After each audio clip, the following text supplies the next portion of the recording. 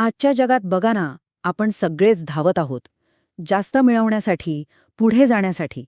आणि ह्या स्पर्धेत तणाव, चिंता हे तर हमखास येतातच.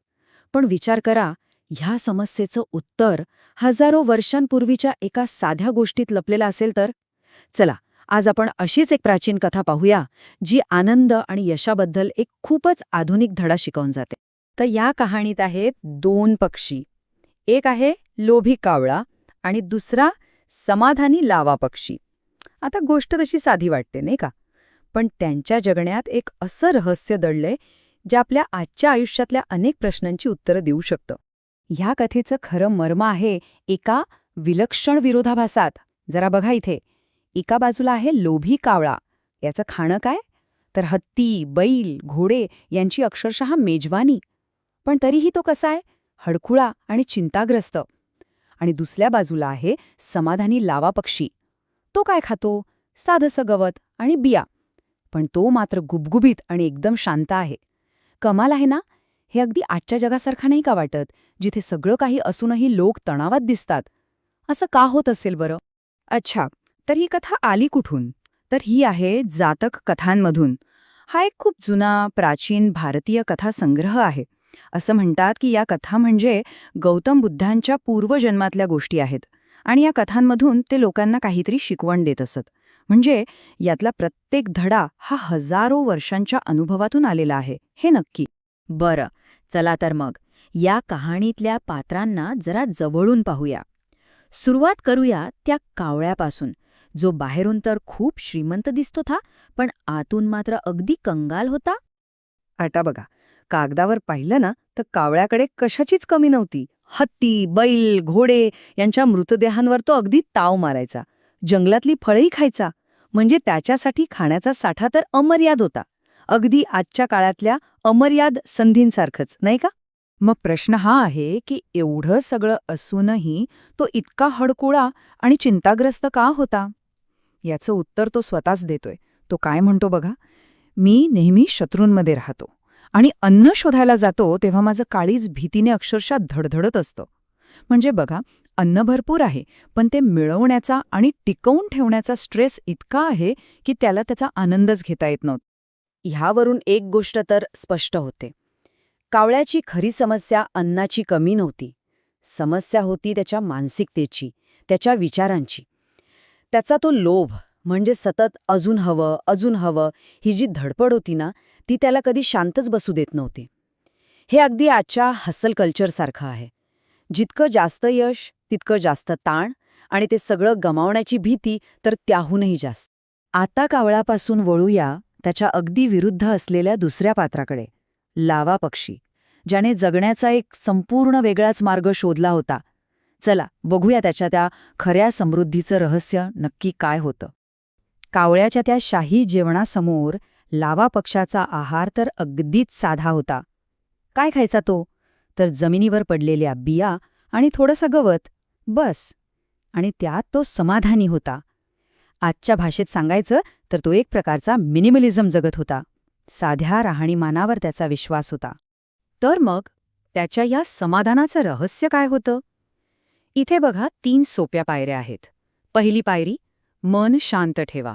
दुसरी, आपलं जग लहान ठेवा. याचा अर्थ काय? म्हणजे आजच्या जगात जिथे माहितीचा आणि पर्यायांचा महापूर आहे, त्यात वाहून जाऊ नका. आपल्यासाठी जे महत्वाचं आहे त्यावरच लक्ष ठेवा. आणि तिसरी, सगळ्यात महत्वाची पायरी, जे काही मिळेल त्यात समाधान माना. लावा पक्षी आपल्या जगण्याचं सार इतक्या सुंदर शब्दांत सांगतो. तो म्हणतो की बाहेरच्या संपत्तीपेक्षा आतली शांतता, म्हणजे मनाचं समाधान, हे खूप जास्त महत्वाचं आहे. आणि हेच खरं ध्येय आहे जे आपण सहज मिळवू शकतो. आणि आता येतो तो क्षण जिथे हे दोन पूर्णपणे वेगळे दृष्टिकोन समोरासमोर येतात.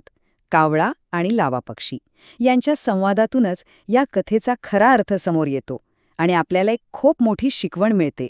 कावळाला तर हे कोडं काही केल्या सुटत नाहीये. तो थेट लावा पक्षाला विचारतोच, अरे, तू तर साधंसं गवत आणि बिया खातोस, त्यात काय पौष्टिकता असणार? मग अशा साध्या जेवणावर तू इतका गुबगुबीत आणि आनंदी कसा काय राहू शकतोस? आणि खरं तर हाच या संपूर्ण कथेचा गाभा आहे. हाच तो प्रश्न आहे जो कदाचित आपणही नकळतपणे स्वतःला विचारत असतो. आणि यावर लावा पक्षी जे उत्तर देतो ना, ते खूप साधं आहे, पण तितकंच खोल आहे. तो म्हणतो, माझं मन समाधानी आणि शांत आहे. मी जास्त लांब भटकत नाही. जे काही मिळतं त्यात मी आनंदी असतो. आणि म्हणूनच मी गुबगुबीत आहे, मित्रा कावळ्या. म्हणजे बघा, रहस्य अन्नात नव्हतंच, ते होतं वृत्तीमध्ये. खरी समृद्धी बाहेरच्या वस्तूंमध्ये नाही, तर आपल्या आतल्या मनात आहे. तर इथे बघा, जगण्याच्या या दोन पद्धतींमधला फरक किती स्पष्ट आहे.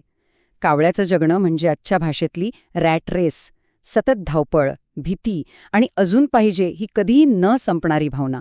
आणि त्याच्याबरोबर उलट लावा पक्षाचं जगणं, त्याला आपण माइंडफुल लिव्हिंग म्हणू शकतो. समाधान, सहजता आणि जे आपल्याकडे आहे त्यातच विपुलता शोधण्याची कला. पण थांबा, ही गोष्ट इथेच संपत नाही. ही कथा फक्त 2 पक्षांबद्दल नाहीये. ह्या कथेमागे एक खूप मोठा उद्देश होता. ही गोष्ट मुळात एका खास व्यक्तीला धडा शिकवण्यासाठी सांगितली गेली होती. चला बघूया, ही कथा खरं तर कोणासाठी होती. तर ही कथा स्वतः गौतम बुद्धांनी त्यांच्या एका भिक्षूला सांगितली होती. हा भिक्षू लोभाच्या समस्येशी झगडत होता. त्याला कितीही मिळालं ना तरी समाधानच होत नव्हतं. आता या संदर्भात ऐकल्यावर या कथेला एक वेगळंच अधिक खोल महत्त्व प्राप्त होतं, नाही का? आणि आता बघा या कथेतील पात्रांची खरी ओळख. गोष्टीतला तो लोभी कावळा, जो सतत अजून हवं म्हणून धावत होता, तो दुसरा तिसरा कोणी नसून तोच लोभी भिक्षू होता. आणि तो समाधानी लावा पक्षी, ज्याला समाधानाचं रहस्य सापडलं होतं, ते होते स्वतः गौतम बुद्ध. आता ह्या ओळखीनंतर ही गोष्ट फक्त एक साधी दंतकथा राहत नाही, तर तो एक खूप मोठा आणि खोल उपदेश बनतो. तर मग या संपूर्ण गोष्टीतून आपण काय शिकायचं? आजच्या जगात जिथे सतत तुलना चाललेली असते, देखावा चाललेला असतो, तिथे ही कथा आपल्याला एक महत्त्वाची गोष्ट आठवून देते. खरी संपत्ती आपल्या बँक बॅलन्समध्ये किंवा सोशल मीडियावरच्या लाईक्समध्ये नाहीये. ती आहे आपल्या शांत मनात आणि समाधानी वृत्तीत. आणि जाता जाता एक प्रश्न, जो विचार करायला लावणारा आहे. आपल्या या धावपळीच्या आयुष्यात आपण नकळतपणे कावळ्यासारखं जगतोय की लावा पक्षासारखं? आणि आपल्याला हवी असलेली ती विपुलता, ती समाधान, त्याचा खरा स्रोत बाहेरच्या जगात आहे की आपल्याच आतल्या मनात? यावर विचार नक्की करा.